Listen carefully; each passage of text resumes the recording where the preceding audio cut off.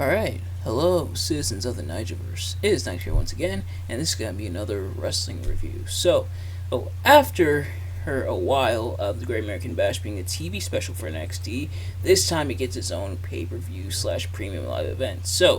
What happens on this maiden voyage of Great American Bash becoming a premium live event? And let's find out how as we review NXT's The Great American Bash, or NXT The Great American Bash. But as always, I'm not professional wrestling reviewer, analyst, or anything like that. Just a man who enjoys a good time, which for the most part I had a decent time watching this event, and some okay matches, some not as great matches, and an arguable match of the year candidate.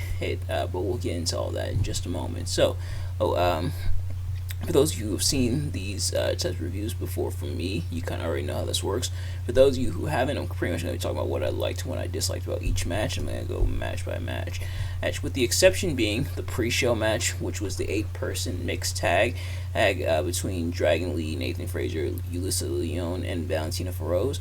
Those as they defeated the Metaphor of Noam Dar, Oro Mensah, Jakara Jackson, and Lash Legend. Only reason being I didn't really watch the pre-show. I very rarely watch like pre-show matches, so I didn't watch it there. So I'm not gonna count it on like the main card because people usually don't. But otherwise, let's get into the card proper. Starting with the NXT Tag Team Championship match, as Gallus defended the NXT Tag Team Championships against the family, consisting of Tony D'Angelo and Channing Stacks Lorenzo, and the family actually defeating Gallus for the titles, becoming the new champions.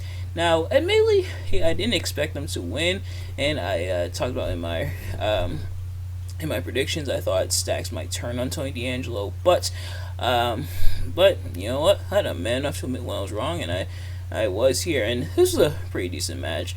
It's a bit more about Gallus getting their comeuppance, because up to this point, Gallus and the family, he have been having their issues, including when Tony D'Angelo got locked up, and Gallus being behind it, and then Stacks being able to bail him out, and essentially outwitting Gallus and outratting the Rats, if you will. Is Stacks here to bail out Tony D'Angelo. So they got this NXT Tag Team title match here, and like I said, a pretty decent match for the most part. Our attempted interference from Mark Coffey with Joe Coffey, that is, with a stick, but that didn't work out, and eventually Tony nailing, I believe it was Mark Coffey, nailed with the crowbar, or in order to help the family pick up the win and become the new NXT Tag Team Champions. So I'm not mad at it, even though my prediction wasn't accurate. I'm not mad at it. In fact, I'm happy that Tony D'Angelo and Stacks finally get some NXT gold. Hold some congrats to them on becoming the new NXT Tag Team Champions. But next up was the Weapons Wild match, as Roxanne Perez, who was in her backyard, heard in front of friends and family, he battled Blair Davenport, picked up the win, and another pretty decent match. Had some weapon spots, including with the cowbell, and it looked like a belt. There was a cool table spot, and it ended with the pop rocks into the chair. So a pretty decent match. My one knock against it, I would say, is I feel like Blair got a little too much offense in, and I wish they gave a little bit more to Roxanne, which maybe I shouldn't complain too much, because Roxanne did end up winning the match, but I do wish Roxanne got a little bit more offense in, because Blair dominated pretty much a majority of the match. And I know, usually the heel does get a majority of the offense and to allow the babyface to make their comeback, but I think they overdid it by just a little bit with this match. But otherwise, Roxanne Perez getting the win, getting the hometown win, a rarity in WWE, it feels like. Then next up was Gable Steveson making his debut against Baron Corbin, and And a couple things of note. For starters, Baron Corbin's got a new entrance theme, almost like a complete repackage. Kind of their own spin on the Lone Wolf, and it's actually not bad. And Gable Steveson, his presentation very similar to Kurt Angle with the singlet, which honestly looked a little tight on him, but with the singlet and stuff like that, kind of similar to what Kurt Angle would wear. Or to which people chanted "You're not Angle" and were in favor of Baron Corbin through the match. So that's not a good start. But otherwise, Steveson and we got to see his style a little bit. Pretty much similar to that of the amateur wrestling, the Olympic style wrestling with a lot of the gravels and stuff. In his first match here, it didn't look too bad, but I do think Baron Corbin got a little too much offense in there. That is again, where he got a little bit too much offense in, and Steveson kind of had to play catch up at some points. I do wish they gave a little more to Gable. I guess they didn't necessarily want to do a squash match, but I do wish Gable Steveson got a little bit more in terms of offense in. And the other thing is this ended in a double countout. Oh joy! And I think I get why. On one hand, this is Gable Stevenson's debut, and you don't necessarily want to have him lose his debut, especially with them kind of touting him as like this next major star and everything. And, but on the other hand, they just repackaged Baron Corbin, so they were kind of in the corner here, but this wasn't the way to go about it. Because both men got counted out, and the fans, rightfully so, chanted BS at that. They kind of tried to save it afterwards with them continuing to brawl, even though the brawl was a little sloppy at times. But they kind of tried to save it by trying to make them still look tough in defeat with all the security guards and everything coming out, and both Gable Steveson and Baron Corbin being up the security guards. There's a nice face she got there with Gable Steveson, but otherwise, a bit disappointing, especially with the double counter. I like, on one hand, like I said, I get it. They didn't necessarily want to. They kind of tried to have it both ways. They kind of tried to have their cake and eat it too, but I don't think this was the way to go about it. Was having it end in a disappointing double count out. So we'll see if the feud continues between the two from there. And next up, for the North American Championship, Dirty Dominic Mysterio defended against both Wesley and Mustafa Ali and actually picked up the win there. Some pretty funny spots. Including Dominic mostly getting his comeuppance and with the chops in the corner from Wesley and Mustafa Ali. Not quite as lethal as when Eddie Guerrero, Chris Benoit, and Harker Holly chopped the crap out of Daniel Puder in the 2005 Royal Rumble, but still getting his comeuppance there.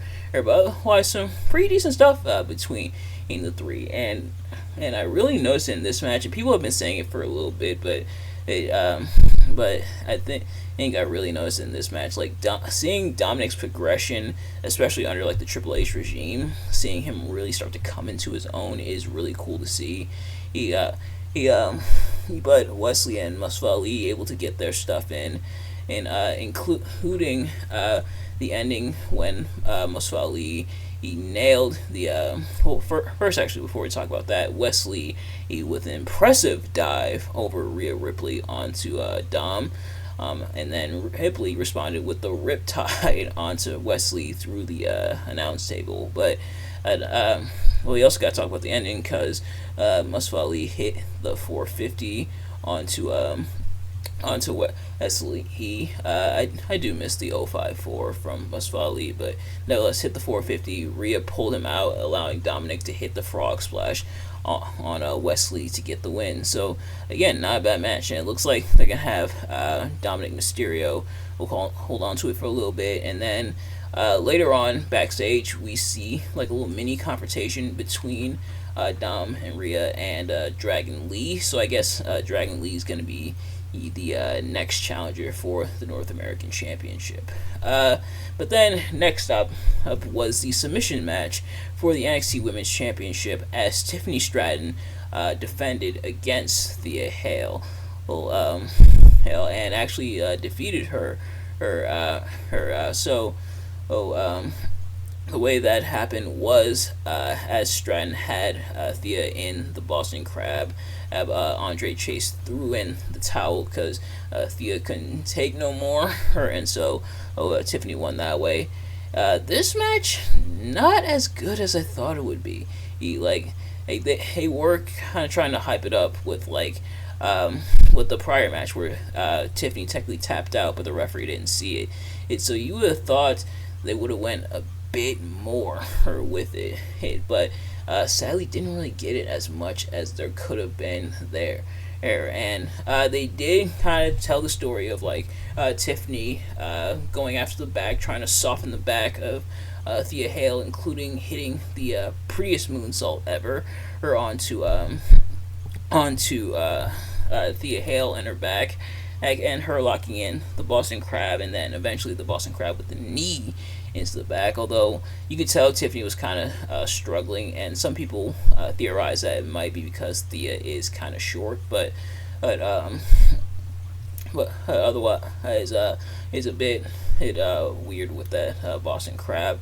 And yet, not as much heat as I thought there would be between the two. We did see some pretty decent submissions, including the Kimura from Thea Hale, including when Tiffany grabbed the ropes trying to escape, although there was no rope breaks, but Thea let go anyway. But otherwise, yeah, not as good as I thought it was going to be. But next up, the match I knew was going to be as good as it actually ended up being, was the main event for the NXT Championship as Carmelo Hayes defended against Ilya Dragunov. Talk about a potential match of the year candidate. This match ruled.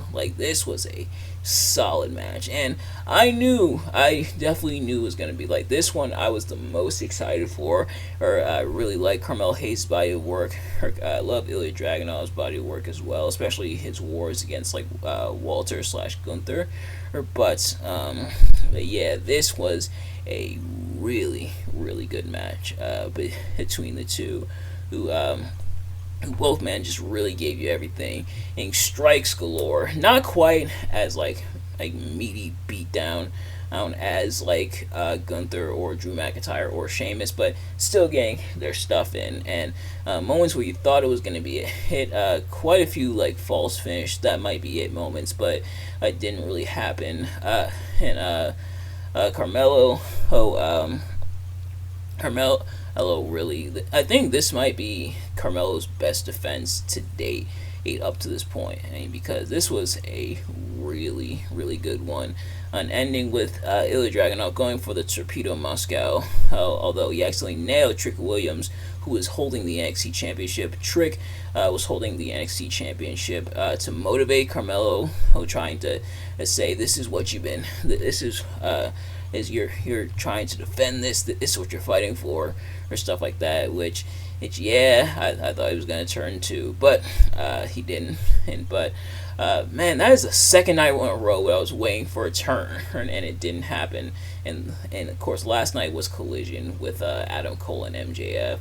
I thought the turn was coming. I was literally waiting for the turn to come. It didn't. And this one I kind of was as well, with the way Trick Williams was holding the NXT Championship, and then I realized why he was holding the title for that spot. And then Melo putting away Ilya Dragunov with nothing but net to pick up the win. Awesome match, and my words here won't do it justice, because this was a really, really good match. Both men really put their everything into this match to make it what it was. So, props to both men. Definitely a hell of a main event, and from both guys. And Carmelo is still your NXT champion, and will they continue the storyline with him and Ilya Dragunov from here? Or probably not. But they probably don't need to, because this was a such a well done match between Dragunov and Carmelo Hayes here. There has been some rumors or murmurs that either one of these guys might be called up soon, but for now, we enjoy the match as is. Awesome, fantastic match, and yeah, so that's gonna do it for this review.